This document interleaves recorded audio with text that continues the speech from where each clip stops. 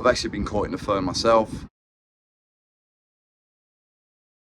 Welcome to another Mastering Paragliding Podcast. I've just got back into Austria. I've arrived, it's a pretty strong Föhn forecast. Now what I'm going to do, I'm going to make a video that is not only for our Patreons, but it is only going to be viewable on Patreon. I've lived in Zillertal, or I lived in Zillertal for nearly 20 years, so I think I've got a little bit of authority to talk about what's going on here. I'm not going to go into the actual details of what the Föhn is. That's already on my YouTube channel.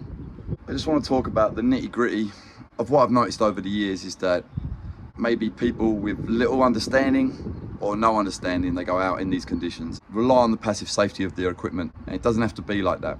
When pilots come to launch, it can look like this. Honestly, it looks absolutely perfect. There's cumulus all over the tops of the mountains. And yeah, people think, oh, it's going to be a great day out. But why are there no locals here? Maybe there should be the first alarm bell.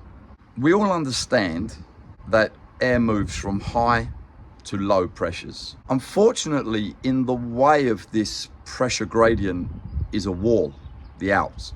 The air's lifted up and then becomes this turbulent, dry air on the opposite side. It works both ways, north and south, but I'm just going to talk about South Föhn at the moment because that's what I'm experiencing. You may not feel it on the ground in the morning because there are ledges of stability in the atmosphere. Now these ledges hold this dry, turbulent air back. Once they start to break due to thermal activity or due to the sheer weight of the Föhn upstairs, cracks start to appear. So if you, in your mind's eye, if you start thinking of these cracks as like earthquake cracks, and then this heavy, dry air tumbles through, pushing this layer of stability out of the way, making way for this dry, turbulent air to fall into the valley floor. So what does it do when it falls into the valley floor? It follows the course of the river. And I'm not talking about the outflow that you normally feel at like, if you go for a jog. If you go for a jog.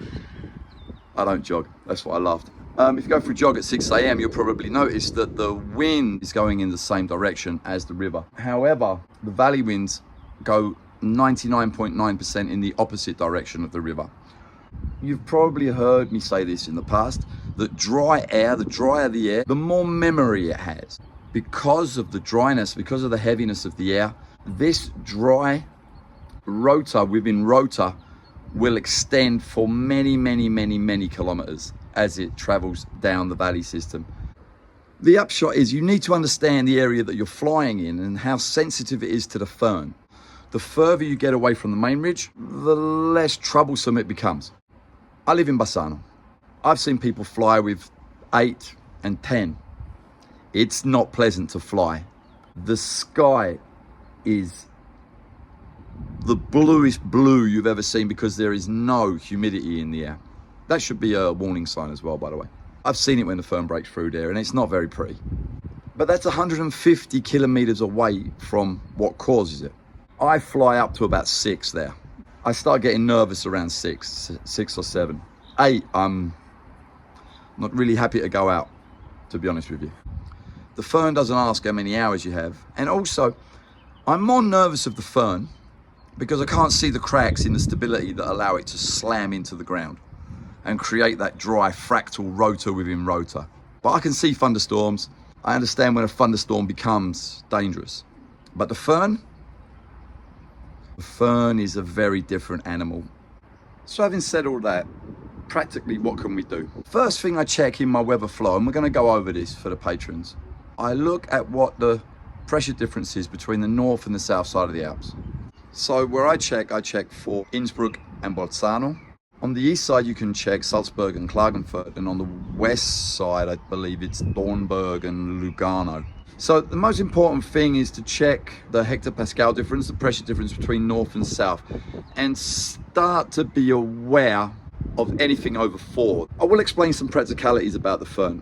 People believe that modern gliders, nothing can happen with modern gliders for starters, and they might have a top speed of 55 kilometers an hour.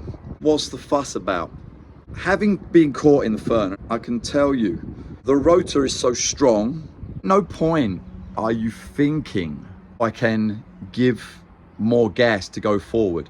So check the hectopascals. If there's anything over 4, start asking the locals. See if you're in a protected or unprotected area. And if no one's out and the sky looks like this, maybe ask yourself why.